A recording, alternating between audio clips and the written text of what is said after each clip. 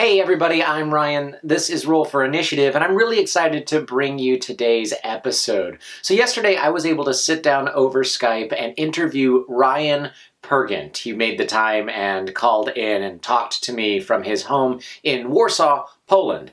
Now, if Ryan's name sounds familiar, it probably should. Ryan has worked at Ubisoft and CD Projekt Red and has been a game designer and developer for a number of years. In fact, it was Ryan that brought us that really awesome Griffin fight when The Witcher 3 premiered at E3 in 2014. He's worked on Ghost Recon and a number of other projects.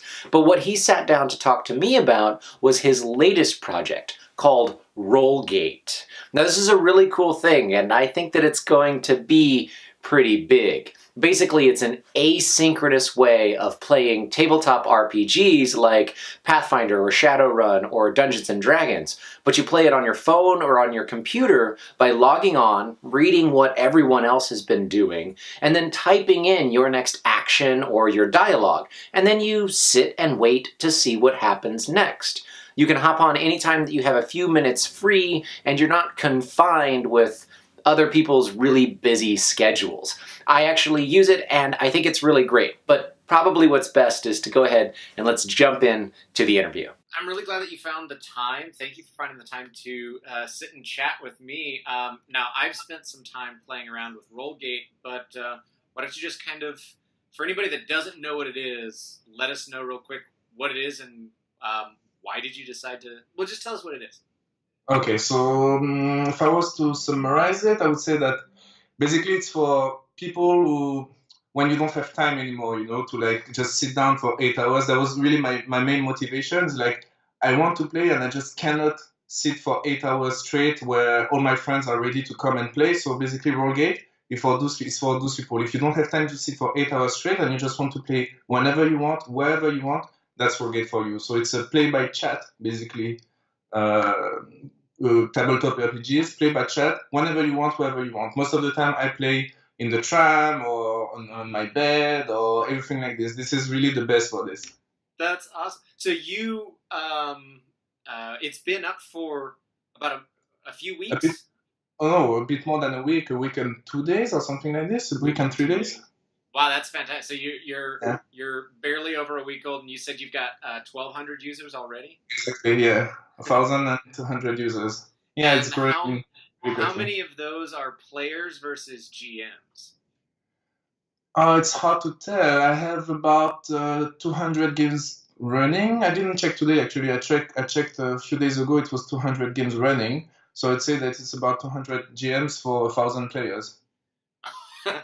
That's... Yeah, I can see that being a bit of a bottleneck there. And are you running any? Are you playing in any? Yeah, of course. Actually, I'm running the very first game, so it has the first ID on the game. I called it Pioneers of the Gate. And I'm running one with some friends of mine, just because I need to play, to test features, to make sure that everything works fine. And I'm also inside as a player, playing in a game with one of the users.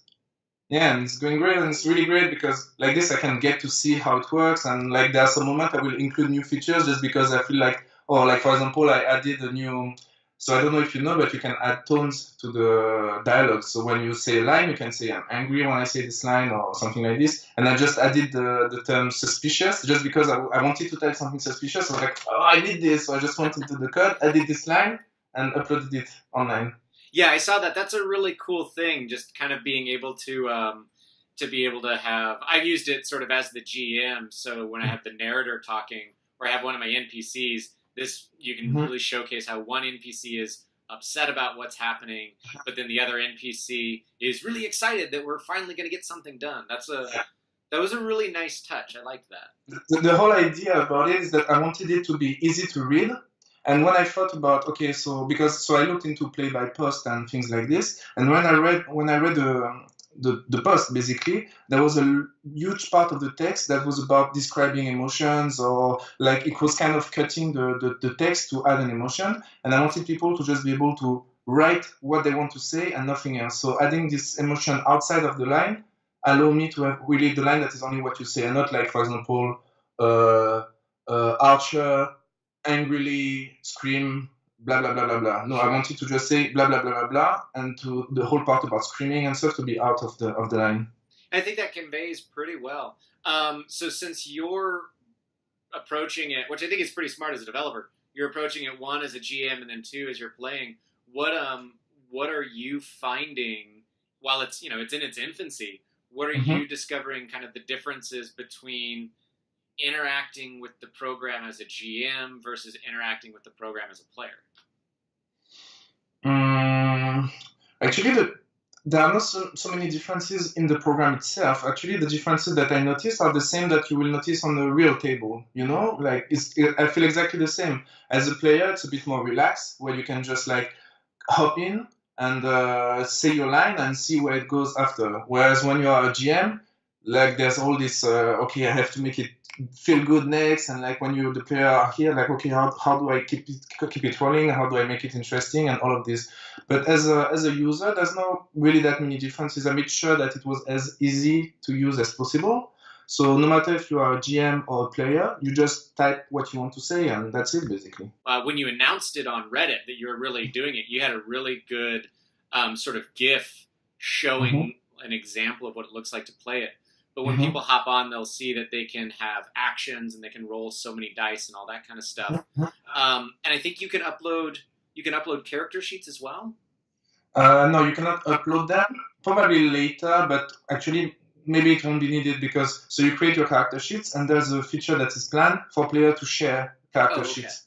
And I have some players that really they just love creating more and more character sheets. So what I hope is that we can have those players to provide sheets for all the other players, so that when you create a new game, like, okay, let's browse to all the sheets that are available, and okay, this one is perfect for me, and then you can just pick the sheet you want and go with it. Yeah. So yeah. So I'm interested in combat. So how are you discovering combat works as far as, because I know you can roll the dice, and there's an option for modifiers, right? Yeah, exactly. So how is that seems to be the thing. At least on the conversations online that I'm seeing, combat's the thing that's evolving the most. Yeah. So for now, to be honest, I haven't been into much combat since the week I've been playing on Rollgate. But I've been reading through other stories, because you have this feature when you can just read other people's stories. And I've seen some combat, and actually it seems to be going pretty well, like, because it goes through. Players are just saying what they want to do with the bit of storytelling that they want, throw the dice, and then the game master. It's really like around the table. So it seems to be going pretty fast, pretty well. But I'm working right now, actually just before this call, I was working on the map feature. So basically, you will be able to draw maps on the grid. So something very simple, not like line drawing, but on the grid. And these maps will have, a timeline. So basically, also, each player will have their own layers. So the game master will be able to set up a battle map. And then each player will be like, okay, first step of the timeline, here we are. Next event, everybody moves, etc., etc. And you will be able to review the storyline, the timeline. So you'll be able to see your fight evolves on the map directly. I think it will help a lot with visualizing all the combat and everything. Yeah, and honestly, something that I really like is I've played around with it. I've liked that it gets back to a lot of the theater of the mind. You're describing things, the emotion, color, and text, I think helps with a lot of that. Like you said, so you're not wasting room on your screen scrolling through people describing it. But I like that it's more of just sort of imagining what it is that you're doing. It's funny that you're saying this, because actually before releasing the very first version, I was sure that nobody would want to use it if there was no map feature. I was thinking, oh my god, no, I know that tabletop RPGs love to have the characters on the map and all this cool stuff, and I was like, nobody's going to play it if it's only on the theater of the mind. And I was like, okay, you know what, screw it, I'm just going with it. This app is for me anyway, so if they don't like it, screw them, it's for me, so let's go with it. And I'm really surprised to see that actually no, people don't mind at all not having the maps. But now I have this. You can vote for features, so you have all the features that I plan to implement, and users themselves can pick which one they want to see implemented first.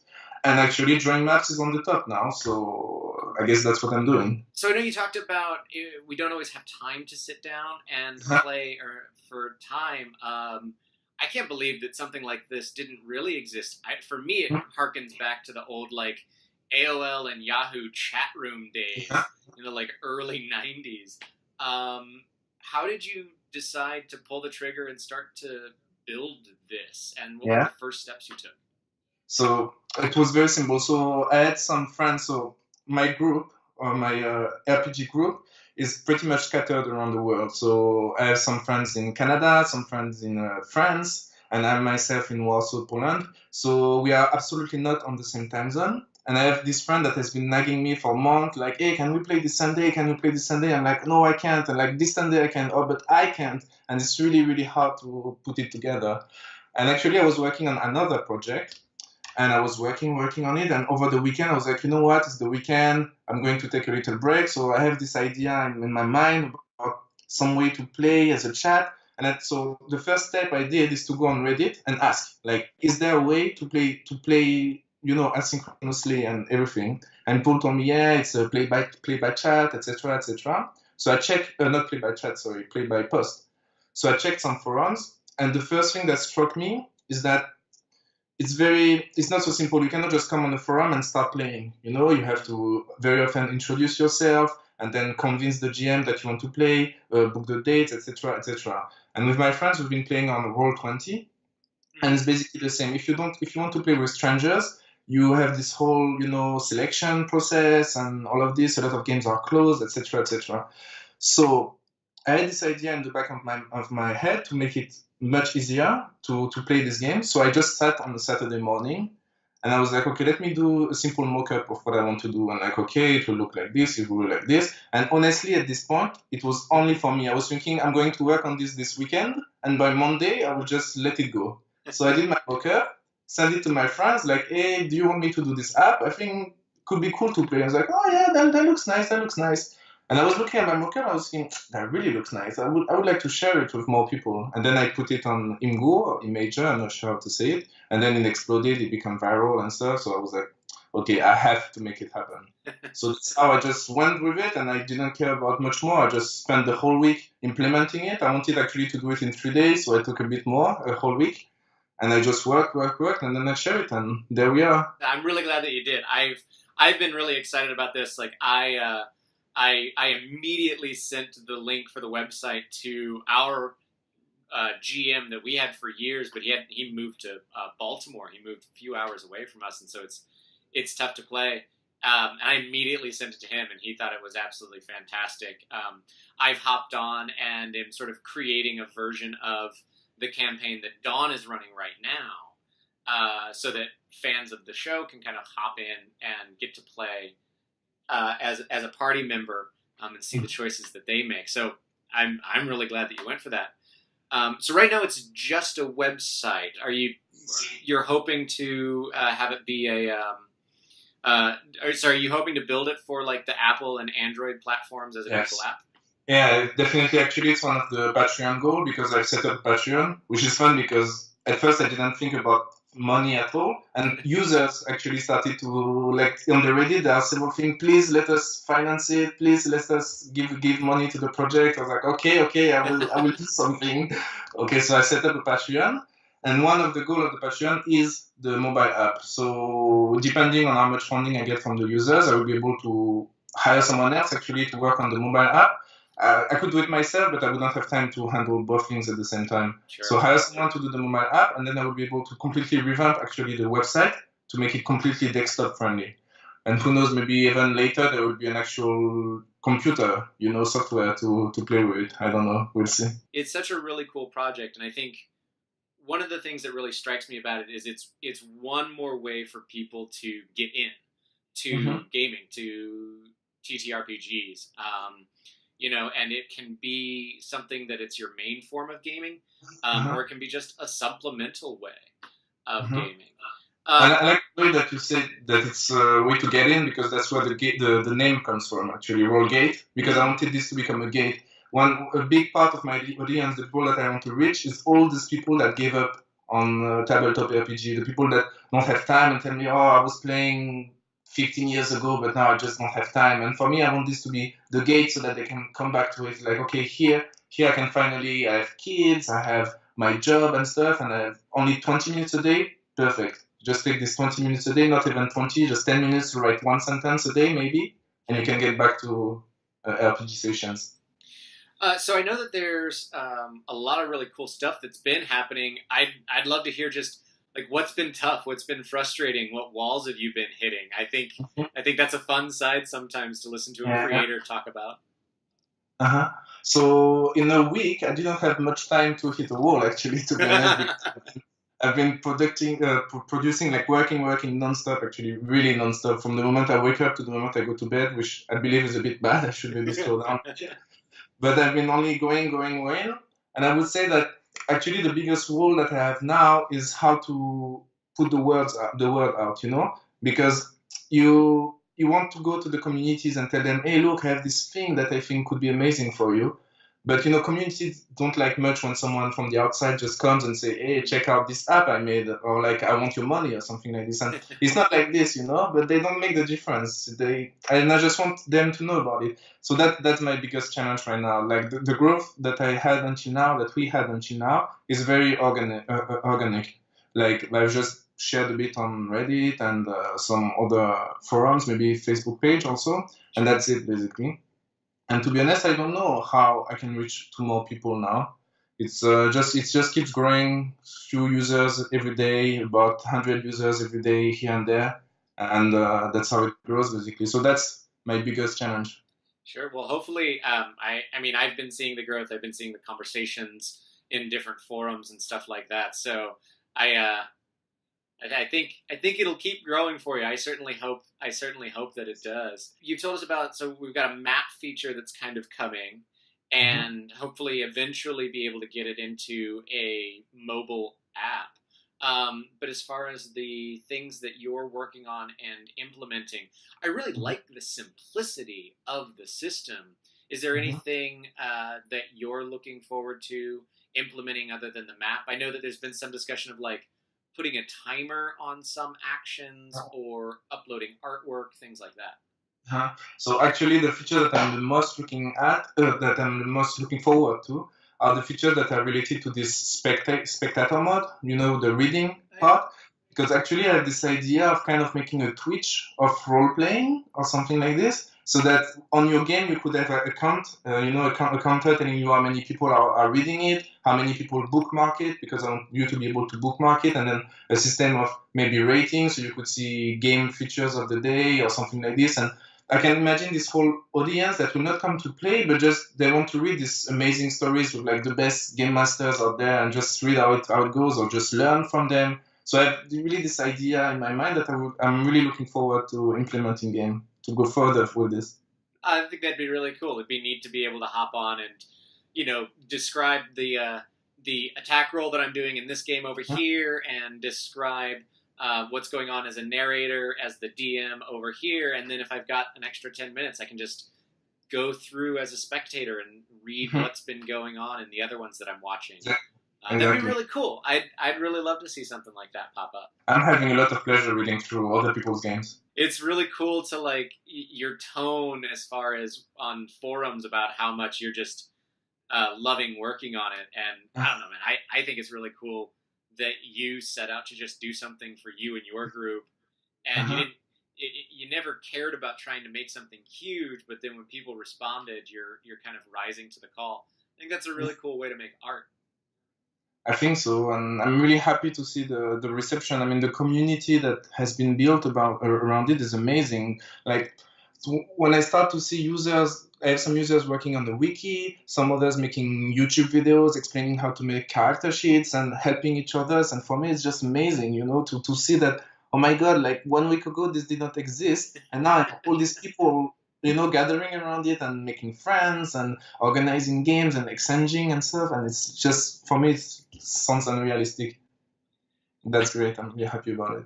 Yeah, no, it's a nice reminder of how much this community can kind of come together. Sometimes online is not the most welcoming of places, and so it's really neat to see how people have rallied behind you and given that support. And I think it's really cool that it's born out of something that's truly an international gaming community that you've got with your group. Yeah, exactly. Exactly. It's basically really when I started to make this app, it's for me, like it's for my friend and me, and that's it. And it turned out that it's a problem that a lot of people have, and it's great that if my solving my problem can help solving other people's problem, then it's just great. We'll kind of wrap that stuff up there, and then who knows? Maybe in 6 months we can check back in and see how things are going. I love to see how it grows. Yeah. Okay, great. Hopefully with 10 of thousands of users. Yeah, no, that'll be great. All right. Well, man, thank you so much for finding some time to talk with me today. Well, tonight for you, this afternoon for me. And I can't wait to hop back on and get into some games. So thank you for inviting me, and I can't wait to see you out there. Maybe read your game. Absolutely. All right, and so there you have it, Ryan Pergent and Rollgate. I really hope that it sounds interesting to you. I think that it's a great program. And if you really do like it, you can hop in and be in your very own Roll for Initiative game. That's right, we're going to be hosting a campaign. It'll be based off of the 5th edition rules for Dungeons & Dragons and is going to be a bit of a spin flavored by the campaign that Dawn is running with all of our characters like Nodi and Storm and Kara and the people you've heard us talking about in some of our videos. So if you really want to be a part of that, hop onto Rollgate and you can find us there. Normally in the outro here, I would encourage you to go over to our Patreon and I would thank all of our supporters. And let me be very clear, thank you. Thank you to everyone who supports us. But this time I want to do it a little bit different. Hop over to Ryan's Patreon. It's patreon.com/Rollgate. That's ROLEGATE. Take a look at what it is that he's doing. Look at what some of the perks are and see if you feel like jumping in as a supporter. I support it. I put my money where I think that it is going to do some good, to do a lot of good, bringing us one more way to get together and game. And if you want to join us with that, that would be really cool. So I'm Ryan, and I'll see you next time on Roll for Initiative.